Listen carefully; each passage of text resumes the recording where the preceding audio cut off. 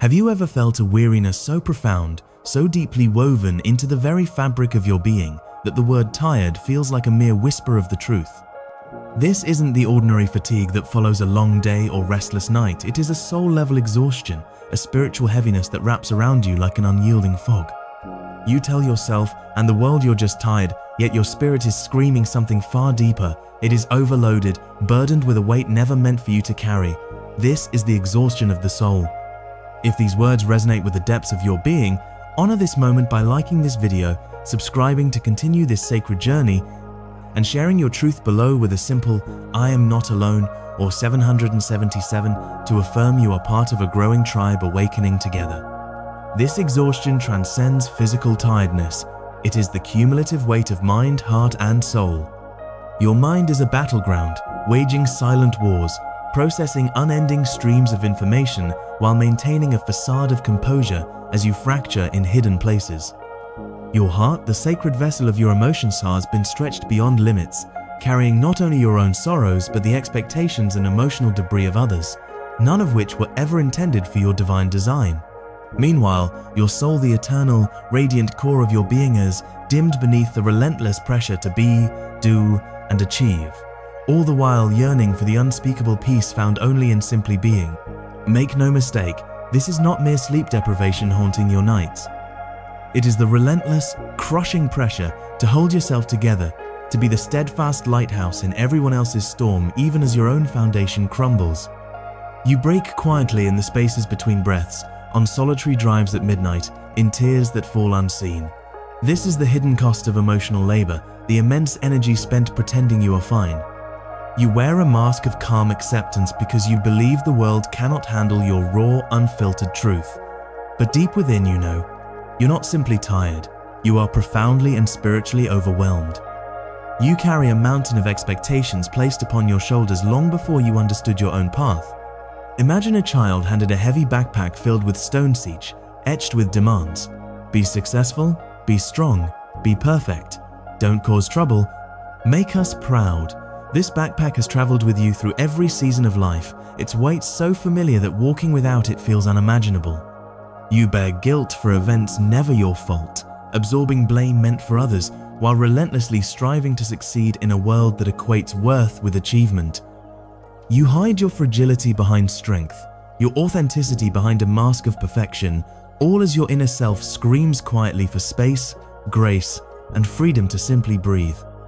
Perhaps the most insidious part of this divine trial is how seamlessly this weight has fused with your identity.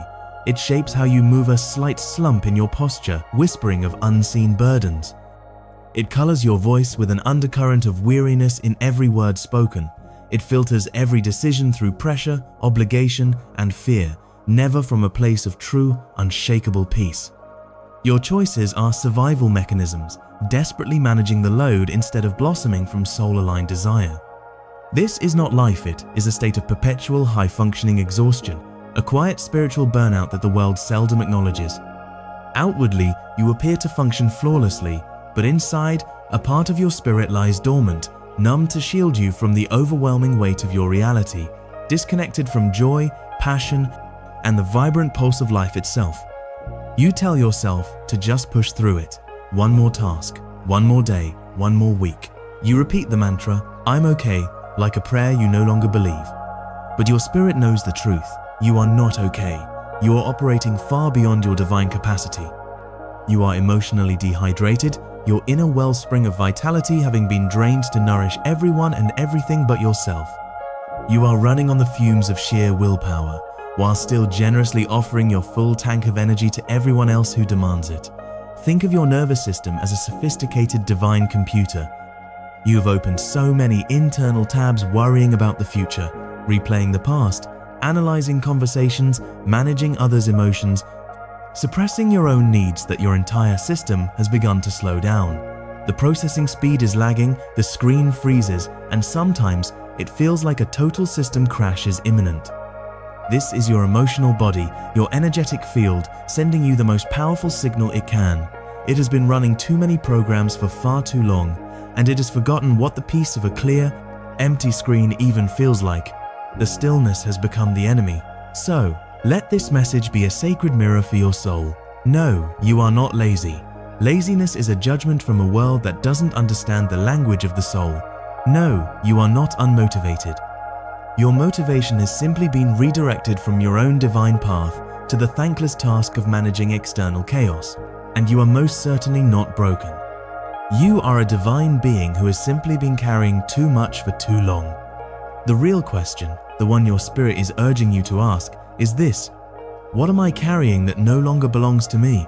What weight can I now, in this moment, choose to set down? Because the divine truth is that most of what you are carrying does not, and never did, belong to you. This weight was handed to you slowly, almost imperceptibly, piece by piece, expectation by expectation, until one day you looked in the mirror and you didn't recognize the person staring back at you or the crushing weight that had settled upon their shoulders. The scariest part is that you normalized it. You learnt to live with it.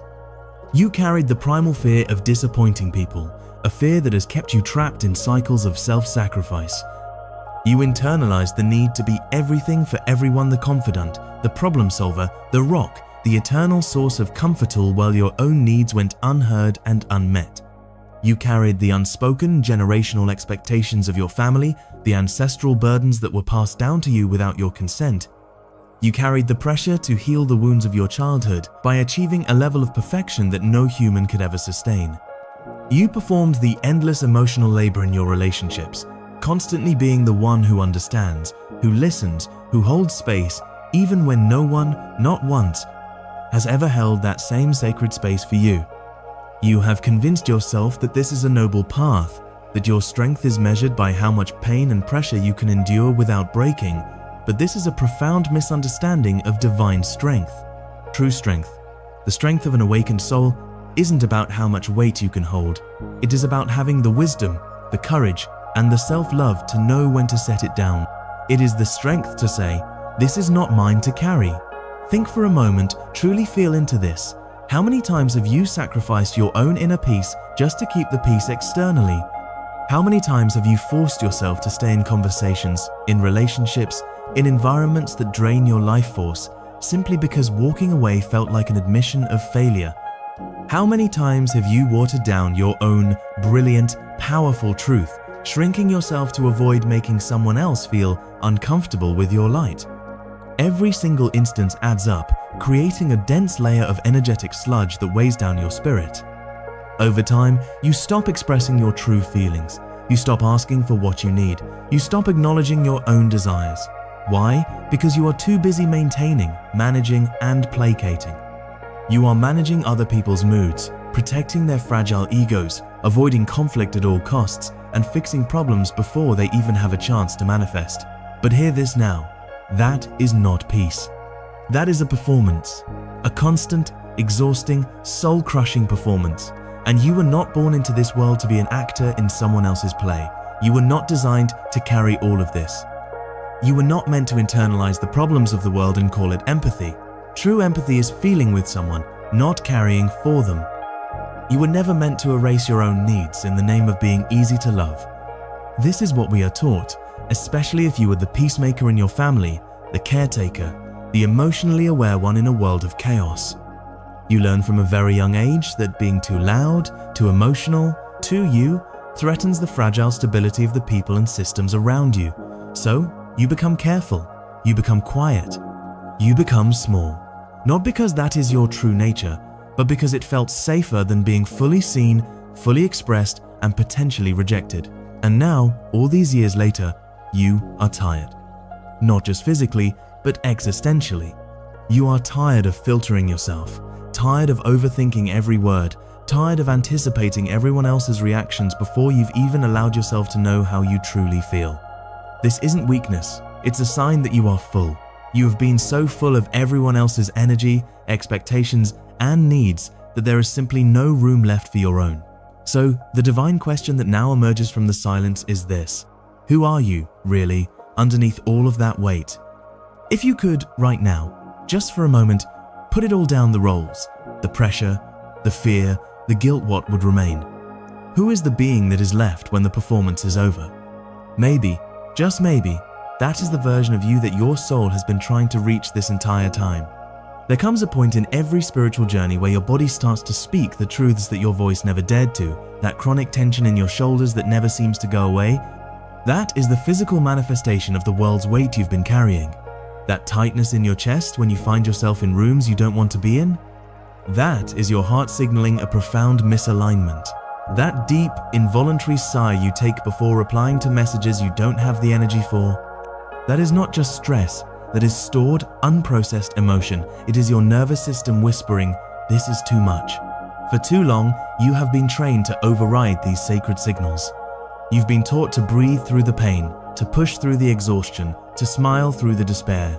You believe that slowing down means you are falling behind, that rest is a form of weakness, especially when your worth has always been inextricably tied to your ability to do. But it is not your capacity that is the problem. You have an infinite capacity for love, for joy, for creation. The problem is the constant, relentless overuse of your capacity in service of things that are not aligned with your soul. It is the false belief that because you can carry it, you should. And that single, deeply ingrained mindset is what keeps you trapped, stuck in a cycle of depletion. Here is the truth that nobody really tells you. You do not get a trophy for self-abandonment. There is no cosmic reward for being the strong one at the expense of your own well-being. You do not earn love by being the one who never complains, who never has needs, who is endlessly accommodating. You deserve rest. Not just the physical rest of sleep, but deep, restorative, emotional rest. The kind of rest where you don't have to explain yourself, justify your feelings, or perform for anyone. The kind of rest where you don't have to hold space for everyone else before you've even checked in with yourself. To get there, you will have to unlearn some things. You will have to unlearn the idea that being needed is the same as being loved. You will have to unlearn the idea that chaos is normal and that calm is suspicious. You will have to unlearn the lie that you must always be doing something to be worthy of love, of peace, of existence itself. This is the real work, the sacred work, letting go of the survival patterns that once protected you but now quietly exhaust you. This isn't about cutting everyone off or retreating into a minimalist fantasy. It is about something far simpler, yet infinitely harder, choosing your own peace over performance, choosing your own silence over the need to explain, choosing you even when it makes other people uncomfortable. Because when you finally begin to put yourself down on your own list of priorities, not as a guilty afterthought, but as a sacred being who actually matters, you will begin to feel something that has been missing for a very long time. Relief. Not a fleeting happiness, not a dopamine rush, but a profound, deep-seated relief. It is the feeling of space. Space to feel, space to rest, space to simply exist without the constant, crushing pressure to be, do, or fix. And in that sacred space, you start to remember. You remember who you were before you got so damn tired. A strange and beautiful thing happens when you finally begin to let go. At first, it feels deeply uncomfortable, even terrifyingly unfamiliar. You have been carrying the weight for so long that the silence itself feels heavy. You might wonder, is this what healing is supposed to feel like? Because there is no grand celebration, no cinematic reveal, just space, stillness, and a quiet that can feel deafening to a soul accustomed to noise. You might even feel a surge of guilt. Guilty for not responding immediately, guilty for saying no, guilty for resting when others are still hustling. But that is not your guilt to own. That is the echo of old conditioning, the residue of a life spent earning your right to rest. You do not need to justify taking care of yourself. You do not owe anyone an explanation for why you have stopped setting yourself on fire to keep their room warm. And slowly, gently, things will begin to shift. Your energetic boundaries will become clearer and stronger. Your breath will feel deeper, reaching parts of you that have been constricted for years. You will start to notice with crystal clarity what and who drains you, and you will stop feeling bad for stepping away from it. You will begin to see that rest is not quitting, that saying no is not rude, and that taking up space doesn't make you selfish, it makes you real. And the most beautiful part of this entire awakening, you will start to trust yourself again. You will stop second-guessing every decision, stop rehearsing conversations in your head, stop living in a state of preemptive damage control. Because now, you are not living to be safe, you are living to be whole. You are not filtering every word to make sure people still like you. You are speaking from a place that isn't desperate for external validation. And for the first time in what feels like an eternity, you will feel light. Not because your life is suddenly perfect, but because you have finally stopped carrying everything that isn't yours. You will start choosing differently. You will stop chasing people and situations that make you doubt your own worth. You will stop proving your value through your productivity. You will stop explaining your softness as if it needs a disclaimer. And the more you release, the more you return. You return to you, not the version people trained you to be. Not the one who only feels good when things are done, but the version of you that existed before the world got so loud. The one who felt deeply, moved slowly, and knew how to listen to their own inner signals and actually trust them. That divine, authentic version is still there, waiting patiently underneath the roles, the layers, and the weight. You don't need to become someone new. You just need to stop carrying who you're not. There is a version of you that exists beneath all the personas you've adopted to survive: the responsible one, the strong one, the emotionally available one, the one who gets it before anyone even has to ask. That version, while noble, is not the whole of you. It is the adaptive you, the one who showed up because they had to. But beneath that, there is someone else. Someone who didn't come here to hold everyone else together. Someone who was not born to manage emotions that were never theirs. Someone who was never meant to live their entire life through filters and cautions and calculated responses just to avoid discomfort. That someone, the real you, isn't loud. They are quiet, present, and still, waiting underneath all the tension you've mistaken for your personality. You weren't born with anxiety about saying no. You weren't born with a compulsion to overachieve. You weren't born needing to control everything just to feel safe. All of that was learned, and what can be learned can be unlearned.